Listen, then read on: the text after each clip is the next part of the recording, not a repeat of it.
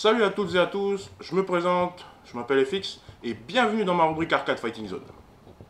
Ici on va parler de jeux vidéo, plus précisément de versus fighting, c'est-à-dire de jeux de combat. Et aujourd'hui je vais vous parler de Street Fighter V.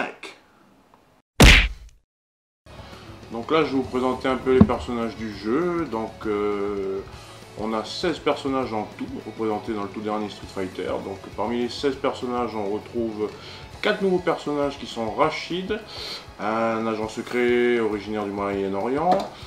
Nous avons aussi Laura, une brésilienne. Fang, qui est le nouveau méchant en fait de la saga, ainsi que Nekali. Nekali, qui est une entité en fait. Donc après ces 4 nouveaux persos, on retrouve 12 autres personnages cultes en fait de la saga. Nous avons Hermika, Karine, Birdie, ainsi que Nash en fait, qui font partie de l'édition Street Fighter Alpha.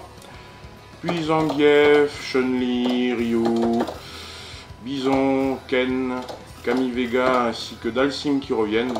Et puis donc les personnages cultes en fait de la saga Street Fighter. Le V-Trigger, c'est une technique qui s'enclenche en appuyant les touches gros poing et gros pied en même temps, une fois que votre barre de V-Trigger est chargée.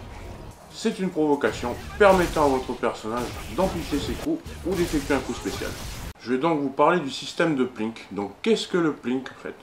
Donc le Plink c'est un système de combo que l'on retrouvait dans le Street Fighter 4. Donc plus précisément en fait le fait d'enchaîner un petit coup, que ce soit un petit coup de poing, un petit coup de pied, par un moyen coup de poing ou un moyen coup de pied. Et dorénavant ce système de Plink qu'on ne retrouve plus dans Street Fighter V. On retrouve le système de focus qui s'effectue en appuyant moyen point et moyen pied en même temps.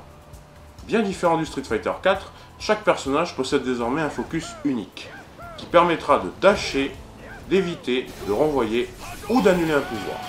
Donc toute dernière nouveauté dans le Street Fighter V, les personnages à charge. Donc cette fois-ci en fait les personnages à charge qui deviennent des personnages à commande, c'est-à-dire que dorénavant en fait le personnage à charge effectue en fait ses coups spéciaux en quart, c'est-à-dire en quart de cercle vers l'avant ou vers l'arrière, que ce soit avec le poing ou le pied. Déjà, l'histoire des persos est très peu développée, et le manque cruel de personnages malgré les 16 déjà présents. Le gameplay semblable à Street Fighter 2.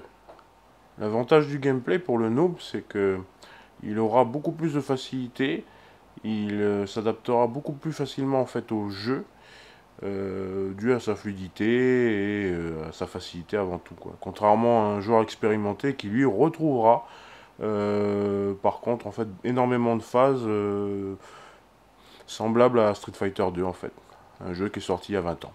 Et le dernier point négatif, encore des DLC.